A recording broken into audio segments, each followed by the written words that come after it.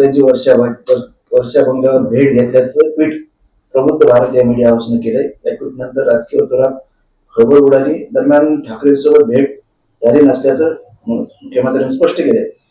खोट्या बातम्या पसरवणाऱ्यावर खंडभर कारवाई करू असा इशाराही मुख्यमंत्र्यांनी दिला. मला असं वाटतं काल या विषयावर सुस्पष्टपणे भूमिका मांडली गेली आहे आणि ज्या अर्थी देवेंद्रजी फडणवीस म्हटले भेट झाली नाही आणि देवेंद्रजी फडणवीस किंवा उद्धवजी ठाकरे साहेबांना भेटायचं असेल तर त्यांना चोरून लपून भेटण्याची काही आवश्यकता नाही. राजरोसपणे भेटले तरी मला असं वाटत नाही की काही गोष्टी त्याच्यातून काही होणार आहे. म्हणजे त्याच्यातून चोरून लपून उद्धवजी ठाकरे आणि ठाकरे तर कधीच असे चोरून लपून भेटणार नाही, एवढं मी तुम्हाला शुअरिटीने सांगतो. कारण अशा भेटीच्या बातमीला कोणताही अर्थ नाही. परभणी खासदार संजय जाधव यांनी उद्धव ठाकरेंची शिवसेना सोडण्याच्या मार्गावर असल्याची चर्चा आहे. संजय जाधव, परंतु संजय जाधवांनी शिवसेना भवनात त्या बैठकीला दांडी मारली. दरम्यान जाणाऱ्यांना जाऊ द्या असा काल मंत्र उद्धव ठाकरेंनी या बैठकीत दिलाय असं म्हणतात. असं काही नाही. मी त्या बैठकीत होतो. संजय जाधव नव्हते. त्यांनी तशा पद्धतीनं फोन करून मला स्वतःला कळवलेलं. कोणाचे तरी लग्न हळदीचा कार्यक्रम म्हणून मी येऊ शकत नाही. समजा नसेल आले तरी त्याच्यामुळे लगेच शितावून भाताची परीक्षा करण्याची गरज नाही. त्यांनी शिवसेनेसोबत असल्याचं सुस्पष्टपणे सांगितलेलं आहे. अशा चर्चा शिवसेना सोडण्याच्या खासदारांच्या विषयी मागच्या 2 वर्षापासून निवडून आल्यापासून सतत येत असतात. त्याच्यामुळे मला असं वाटत नाही की असं काही होईल. आता राज्य सरकार शेतकऱ्यांना मोठा दिलासा देण्याची शक्यता आहे. कर्जमाफीचा निर्णय होऊ शकतो.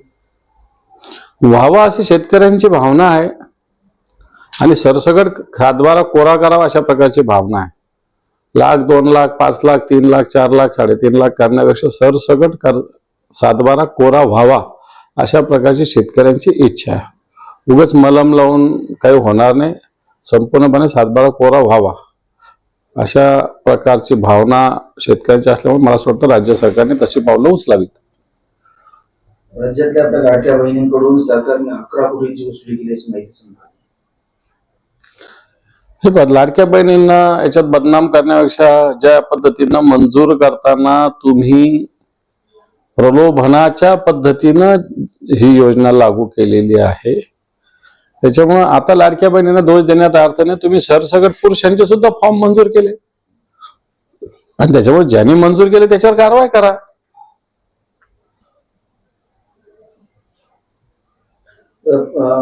पुण्यात सुनेत्रा पवारांचे भावी मुख्यमंत्री म्हणून बॅनर झळकले आहेत. मार्केट यार्ड परिसरात कार्यकर्त्यांनी लावलेले बॅनरमुळे राजकीय चर्चा रंगली आहे. कार्यकर्त्यांच्या भावना असेल कोणाला मुख्यमंत्री व्हावं अशा प्रकारच्या भावना असतील तर त्यांनी लगेच एखाद्या कार्यकर्त्यांनी एखाद्याला भावी मुख्यमंत्री लावलं म्हणून काय मुख्यमंत्री होत नाही. त्याच्यामुळे ह्या कार्यकर्त्यांच्या भावना असतात त्या त्यांनी व्यक्त केल्या असतील. ऑफ सीझन मध्ये राज ठाकरेंना बोलण्यासाठी प्रताप सरनाईकांनी एक विषय दिलाय असं सदावर्ते म्हटले की सरनाईक शिवसेनेला बॅकफुटवर नेत आहेत. तर प्रताप सरनाईकाच्या भूमिकेला शिवसेनेचं कोणाचं समर्थन आहे असा सवाल सदावर्तेंनी उपस्थित केला. मला नाही कळलं राज ठाकरे बॅकफूट वगैरे काय. मराठीची भूमिका मांडलेली योग्य भूमिका असं मला तरी वाटतं. बाकी मला त्याच्यातलं काही डिटेल्स मध्ये मला माहिती नाही. परंतु मराठी यावं ही भावना जी सरनाईकांनी व्यक्त केली ती भावना योग्य भावना आहे. महाराष्ट्रातील जनतेची सुद्धा तीच भावना आहे. ती जर सरकारच्या माध्यमातून प्रताप सरनाईक व्यक्त करत असेल तर मला असं वाटत नाही त्यात कोणाला पोट दुखलं पाहिजे. विखे पाटील असं म्हणतात की दुष्काळमुक्त महाराष्ट्र करण्याचे स्वप्न मुख्यमंत्री फडणवीस यांनी सत्यात उतरवलं. आता किती ठिकाणी टँकर चालू आहे जरा विखे पाटलांनी स्पष्ट करावे. पाऊस चांगला झालेला असतानाही टँकर चालू आहे. या महाराष्ट्रात आम्हाला फोन येतात गावोगावून तहसीलदाराकडे फाईल पडलेली म्हणून. त्याच्यामुळं आता ही चापलुसी आहे की देवेंद्र फडणवीसांमुळे असं झालं असं मला असं वाटतं. परंतु अजूनही शेतकऱ्यांच्या आत्महत्या दररोज 3 आत्महत्या मराठवाड्यात घडतात. या सगळ्या सिंचनाच्या प्रश्नामुळेच निर्माण झालेल्या आहे. त्यामुळे विखे पाटलाच्या भागाचं किंवा कारखान्याचं सिंचन वाढलं असेल म्हणून महाराष्ट्राचं वाढलं असं समजण्याची गरज नाही. धक्कादायक आहे. छत्रपती संभाजीनगर विभाग आहे त्यामुळे 3 महिन्यात 297 शेतकऱ्यांनी आत्महत्या केल्या. एकटा छत्रपती संभाजीनगर जिल्ह्यात ह्या 53 घटना घडल्या. मुद्दा तोच आहे ना, शेतकऱ्यांची आत्महत्या का करतायत? जर शेतकरी सुखी असेल, समाधानी असेल, सिंचनाची व्यवस्था असेल, तर शेतकऱ्यांनी आत्महत्या का करावी? त्यामुळं आज गारपीट झाली, मागच्या काळात दुष्काळ, ओला दुष्काळ, कोरडा दुष्काळ, गारपीट, वादळ वारं सातत्यानं शेतकऱ्याच्या पाचवीला पुजलेलं आहे.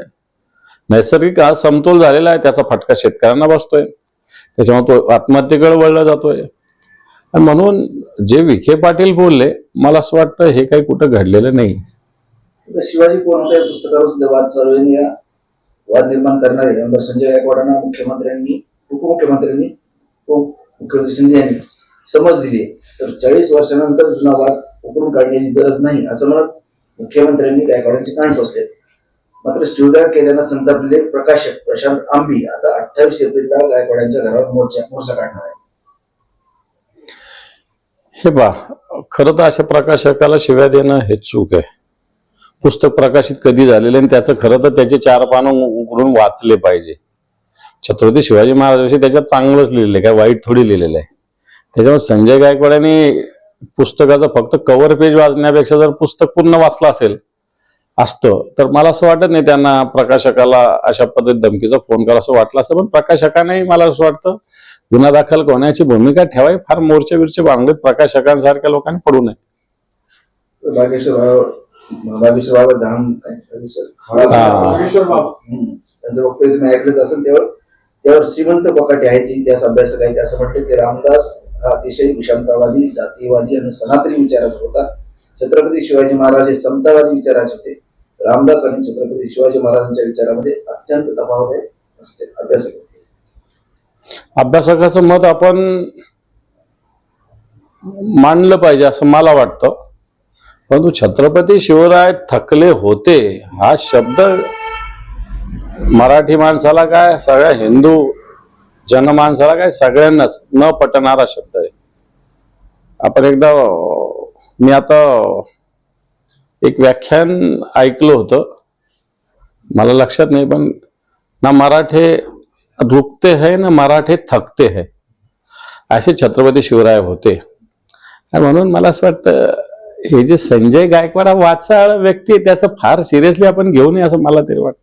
हे सॉरी, बागेश्वर धाम महाराज जे बोलले की छत्रपती शिवाजी महाराज थकले होते, मला असं वाटतं बागेश्वर